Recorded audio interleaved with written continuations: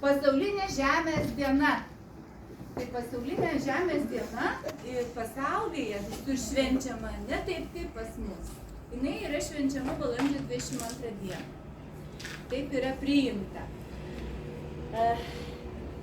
Jungtinės tautos taip nusprendė, bet mes kažkodėl taip sugalvojom, kad iš tikrųjų pas mus gal būtų priimtiniau, kai švenčiam pavasario lygiadienį, kai diena susilygina su naktim. Tai mes švenčiam 20 arba 21. Kreiptume dėmesį į mūsų planetą.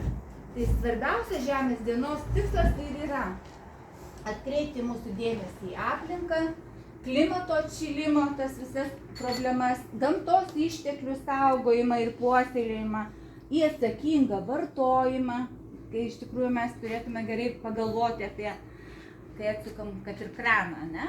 Kad galima įsipilti stiklinę ir išsivalydantis, ar laikyti visą tą laiką atsuktą kraną ir kad bėgtų vanduo. Tai turim šią dieną pagalvoti kiekvienas, kuo mes galim prisidėti, kad mūsų žemė ir toliau išliktų tokia graži, neužteršta, su gėlu vandeniu. Mes nesuvokiame tos vertės, bet kai kurios šalys jau dabar susiduria su ta problema, kad gėlo vandens trūkumas yra. Pavyzdžiui, kad ir Egipte, dabar aš čia domiuosi tą šalim labai, tai žmonės negali gerti vandens iš čiaupo kaip mes, nes iš tikrųjų ten labai geležingas tas vanduo, jeigu jo ten nieks nenugeležino, tai iš karto tikslas yra sužadinti mūsų širdyje meilę savo žemei ir paskatinti stebėti pavasario žingsnius ir jais grožėtis ir džiaugtis. Aišku, be poezijos mes neapsieisim. Nes kažkur tai, kai parvažiavau iš knygų mugės, perskaičiau tokį sakinį. Pasaulis be poezijos yra pasmerktas tamsai. Tai čia iš knygų mugės parsinešiau tą frazę. Taip, dabar būtinai noriu pacituoti Marcinkevičiaus žodžius. Aš pati nesukuriu, aš tik tai poetais remiuosi.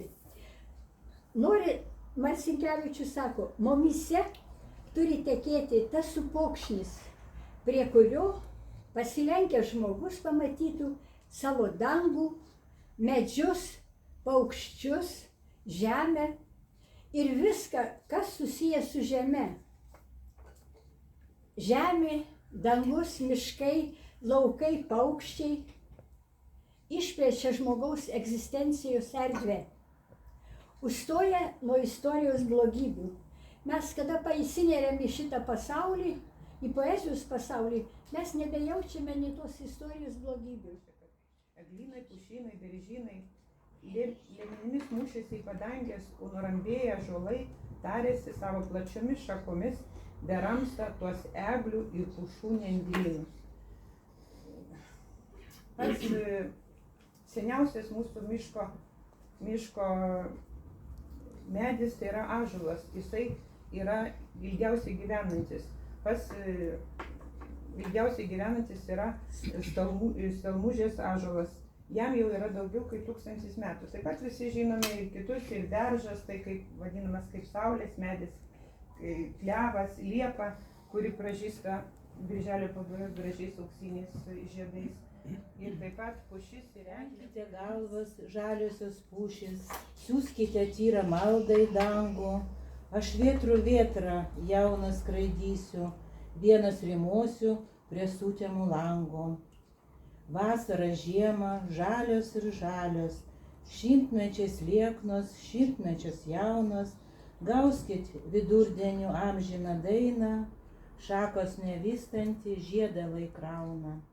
Glauskit į glėbį niūrėją naktį, aš naujojo rytą. Tokia žodžiu išvada. Taip daro žmogus veidmaningas, kol jam esi nereikalingas, visur tave išniekin ir išpeikia, tegul tik tavęs jam prireikia, kaip bematai kitokius stojas, pirmiausiai laižo tavo kojas. Įsivaizduoju. Kudirka, visas kudirka. Apie medžius yra labai gražiai visko prirašyta, jie yra vaistiniai, nuodingi, uždžiugina, pavėsis ir visokie kiti dalykai. Ir čia yra, reiškia, sakmė, uosis nereikės. Dievas, kurdamas medžius, uosis sukūrė ąžuolą. Todėl jis nežinojo, kada kiti medžiai žydi, meta lapus, nokina sėklas, jis arba aplenkia juos, arba atsilieka. O kartais skubėdamas viską atlieka labai greitai, kiti medžiai vaisius barsto visą rudenį ir žiemą, uosis tai padaro per kelias dienas, tik lapelius skleidžia labai pamažu. Visi medžiai turi akis ir mato, tai jie sprogsta laiku, uosis iš savo puikybės kažkada apako. Tada jis tarp kitų medžių klausia, ar jūs jau išsprogę? Medžiai sprogdami juokės iš neregio, kad dar ne, kada medžiai jau senai su lapais būna, pasako uosiui, ko tu vis nuogas, mes jau senai išsprogę. Tada uosis labai išsprogsta, skubiai pagyvenimą. Matyti visas neigiamybės, kas pas mus iš viso darosi. Poligonai, iškasta, išdraskyta, kiek miškų, rūklos miškuose, plynės stovi, karjerą išsemti iki vandens. Paskui žemę gražinam. O ką gražinam? Cementą, betoną, asfaltą. O žemė gyva, kvėpuoja. O mes ją baigiam visą padengti. Ir viskas dėl savo puikybės, viskas dėl to, kad norim labai. Ir tada džiaugiamės. Išgirstam paprasčiausią giesmelę mums gerai. Pirmiausia grįžo kovai, pempės, vevesiai, gandrai. Eilėraštukas mano mažas. Sučiulbo pragydo tarp gyrių saldžiai, paukštelių byla įvairi. Dainuosiu, ringuosiu, po gyrės skardžiai. Ir aš, karalienė graži.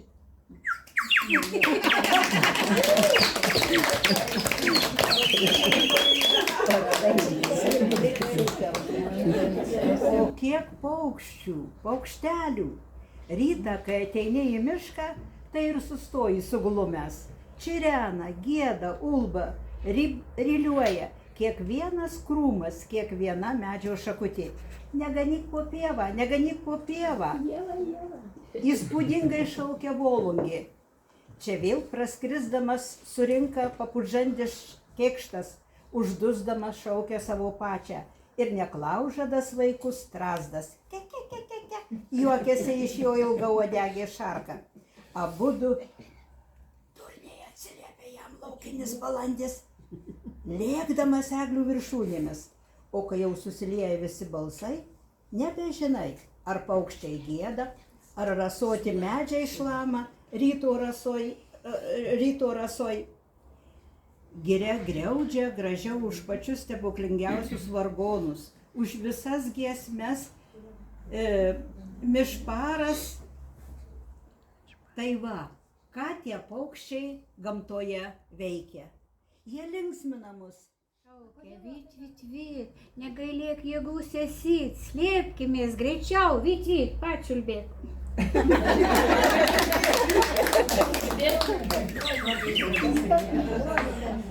Aš sėdėjimas, aplimpa varnėnai šakas ir gerbi vingiuojantis siūlas virš sniego blyškių lopinių. Jau žemėje puošniai pasiūtas vualį žalsvų žirginių. Jau skamba paukšniai pripildė džiugaus sutikimo taures. Tik paukščių grįžimas į širdį, vėl nerimo rėžį rėžį. Kaimynas klausė, ką čia turi toje saujoje? Ji nieko neatsakė. O kaimynas paėmė jos ranką, atgniaužė saują, žiūri saują pilna rožių. Augo dvi gėlelės. Viena šalia tako, kita toliau nuo tako. Ta, kur toliau augo, buvo labai nepatenkintas savo likimu ir nuolat skundėsi augančioms žolelėms. Kaip liūdnas ir nuobodus čia šioje vietoje gyvenimas, sakė ji. Lygiai gyveni, lyg ko lauki, rodos laimė ateis, o vis nėra atmainos ir nėra. Oi, kaip nusibodo taip gyventi. Nusiramink, gėlutė, kalbėjo jai gėlelės. Juk čia taip gerai, ir saulutė šilta, ir raselės skaisti, ir vėjelis švelnus, tik auk, žydėk ir būk laiminga. Bet gėlelės jų kalba neramino. Ji vis skundės ir rodė į savo kaimynę, kuri šalia tako augo. Žiūrėkite, sakė ji, ana tai laiminga. Taku eidami žmonės ją mato, jie gėrisi, stebisi jos gražumu, o manęs čia niekas nemato. Ir nėra, kam manim pasidžiaugti. O jau spalvinga labai. Pakartok. Pragydo paukštelis, prikėlė gėlės, žydėkite pievos laukai. Ir gėlės pramerkė šviesias akeles ir žiūri, kaip žiūri vaikai. Viskas. Pavasarį pirmiausia pamatome ką. Kaip Buivydaitė sakė, žibutė melsvoji gėlytė, nors miškas sustingęs dar miega, išlindo pro tirpstantį sniegą, nubudus iš baltojo sapno ir veidą pakreipus į saulę, prabilo, būk sveikas pasaulė. Ir žydi melsvoji gėlytė, iškilus virš lapų pernykščių ir klausosi. Antys atkrikščia, net gėlytė išgirdo, mes negalim negirdėti. Patys žmonės atbildėjo dangaus ratais, skuba ilgisi gegužės peties, obelis plika dar, bet jau matos, pumpurais jos kiekviena šakelė švies. Per kupstus pašokinėdamas žaliom kojytėm, skuba veržėsi pavasaris žvalus, papuošė karklų kačiukais jau pakrantės, neris išnešė į Nemuną ledus. Dabar medžiams reikia padėkoti su žalią moliūgą. Reikia padėkoti Ritai. Už viską.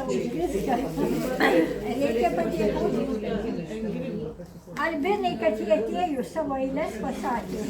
Čia visi atėjo. Reikia padėkoti. Kad kiaušinių pridėjo. Čia visoms dėkoti, bet aš tiek prizų. Gerai, labai gražu. Aš tiek prizų neturiu, bet labai noriu. Ir dar tai padėkoti už dainas.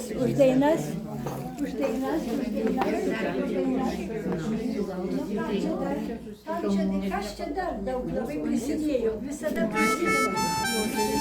Oi, mūsų